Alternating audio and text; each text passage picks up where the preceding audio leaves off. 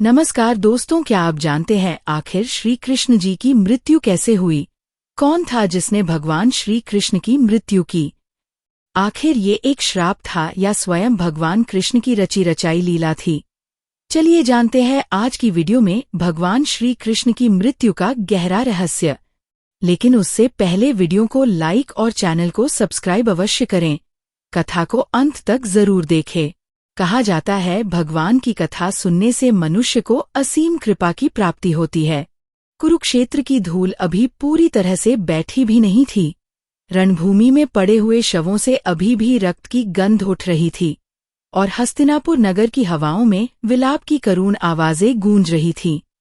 जब एक माँ अपने 100 पुत्रों के निर्जीव पड़े हुए शरीरों के बीच में खड़ी थी, वह एक माँ थी गांधारी, जिसने जन्म से नहीं बल्कि अपने पति के प्रेम में अपनी आंखों पर पट्टी बांधकर अपना पूरा जीवन जिया था, जिसने अपने अंधे पति के साथ अंधकार को ही स्वीकार किया था, जिसने 100 बेटों को जन्म दिया था।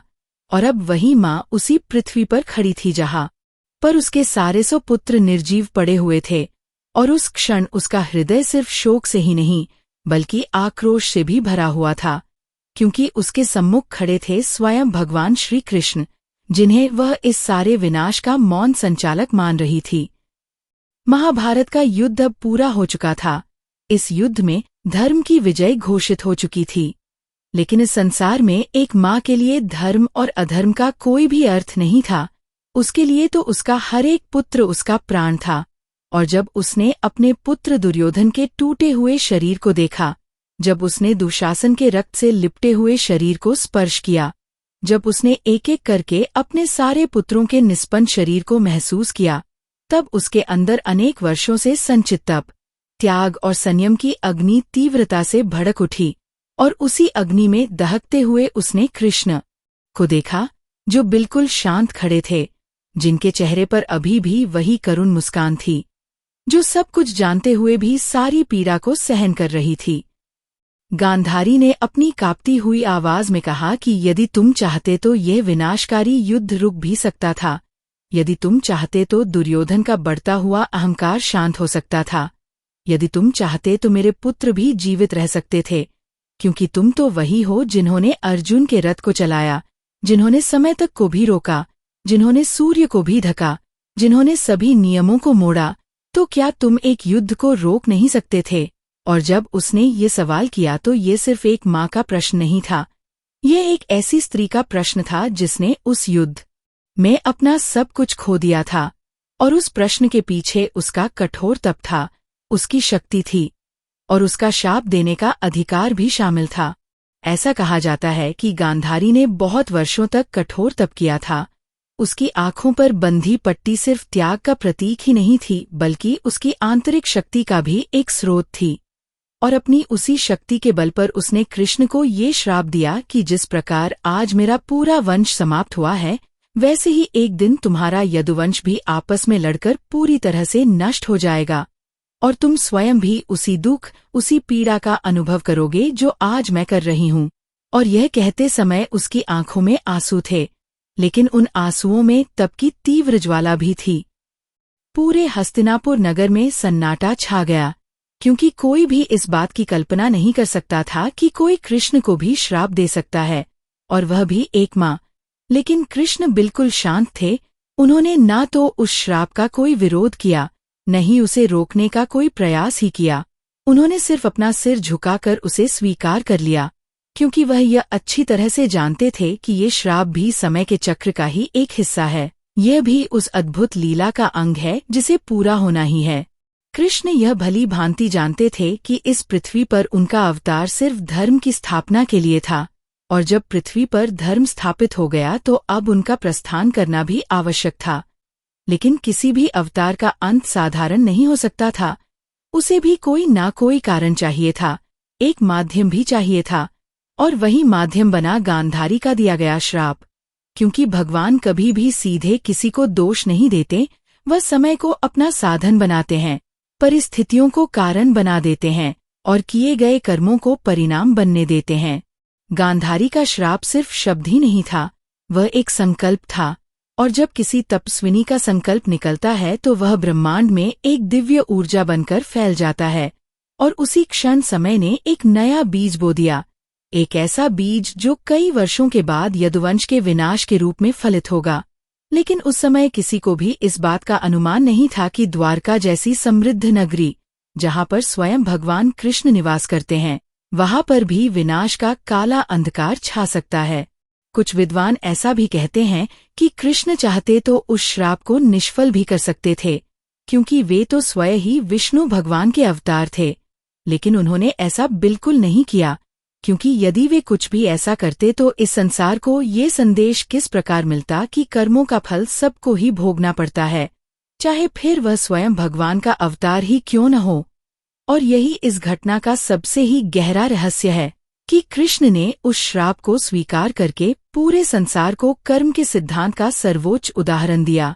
जब गांधारी का क्रोध कुछ शांत हुआ और उसे अपने द्वारा बोले गए शब्दों का भार महसूस हुआ, तब उसके अंदर पश्चाताप भी उठा।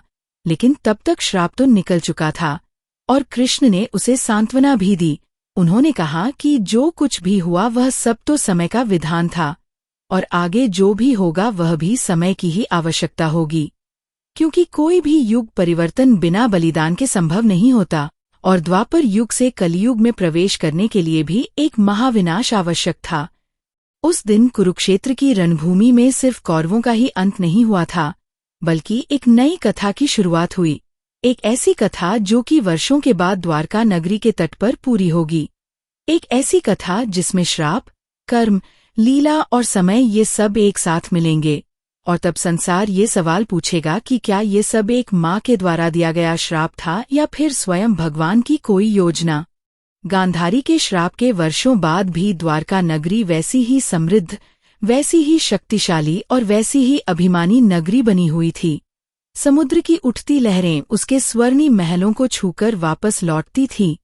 वहां की गलियों में उत्सव का संगीत गूंजता था और यदुवंश अपनी इस अपार शक्ति पर बहुत अधिक गर्व करता था, क्योंकि उनके बीच स्वयं भगवान श्री कृष्ण निवास करते थे और उनका यही विश्वास धीरे धीरे अहंकार में परिवर्तित होने लगा। क्योंकि जब कोई भी शक्ति सुरक्षा बन जाती है तो व्यक्ति बिल्कुल सजग रहता है, लेकिन जब वही शक्ति अभिमान का रूप ले लेती है तो उस समय विनाश की नींव पड़ जाती है। इसी द्वारका नगरी में कृष्ण के पुत्रों में से एक पुत्र थे जिसका नाम था साम, जो बहुत ही सुंदर, अत्यंत वीर और चंचल स्वभाव के थे। उनमें युवावस्था का भी उत्साह था, राजकुमारों की निडरता भी थी और कभी कभी वही निडरता मर्यादा की सीमाओं को लांघ जाती थी। और एक दिन वही हुआ जिसने युगों की पूरी ही दिशा बदल दी, क्योंकि विनाश अक्सर किसी युद्ध से नहीं बल्कि एक छोटी सी मूर्खता से ही प्रारंभ होता है। एक दिन द्वारका में एक महान ऋषि आए, जिनमें दुर्वासा, कण्व और विश्वामित्र जैसे बड़े बड़े तपस्वी शामिल थे। वे तप की कठोर अग्नि में तपे हुए, ज्ञान से पूरी तरह से दीप्त और अपने क्रोध में भी प्रलय करने की क्षमता रखने वाले अद्भुत ऋषि थे। और उन्हें देखकर यदुवंशी राजकुमारों के मन में एक अविवेकपूर्ण विचार आया। उन्होंने साम को एक स्त्री का वेश पहनाया, उसके पेट पर कुछ वस्त्र बांधकर उसे एक गर्भवती स्त्री का रूप दिया और हंसते हुए उन ऋषियों के सम्मुख जाकर पूछा कि हे मुनियों, बताइए इस स्त्री के गर्भ से पुत्र होगा या फिर पुत्री। ये सवाल सिर्फ एक मजाक था, लेकिन वह छोटा सा मजाक तप की अग्नि को भड़काने वाला था। ऋषियों ने अपनी दिव्य दृष्टि से सब कुछ जान लिया।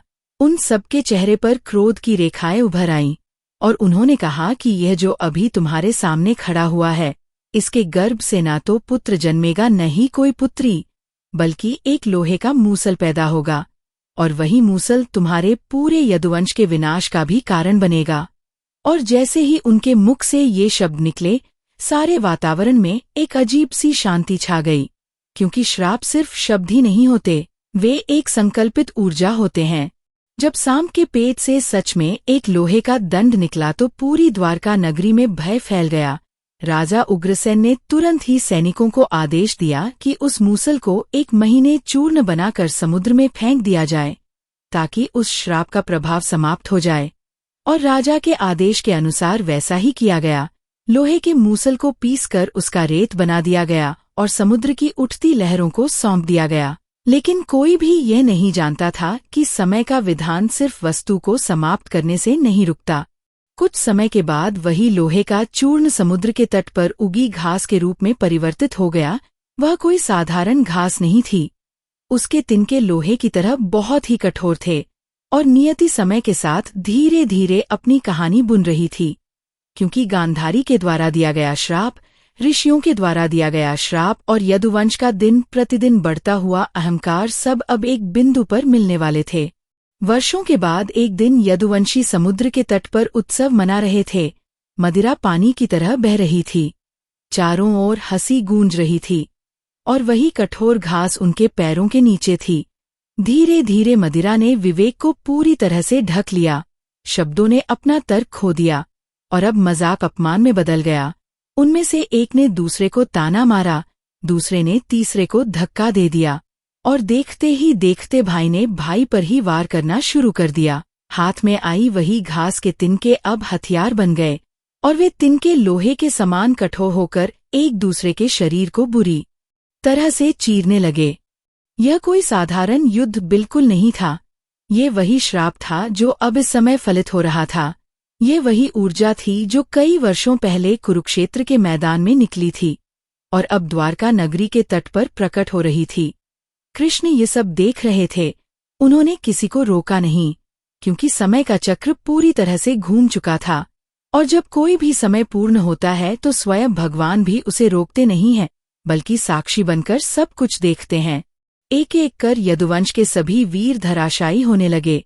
बलराम जी ने भी आखिर अपने योगबल से अपने प्राणों का त्याग कर दिया और पूरा ही समुद्र तट रक्त से लाल हो गया।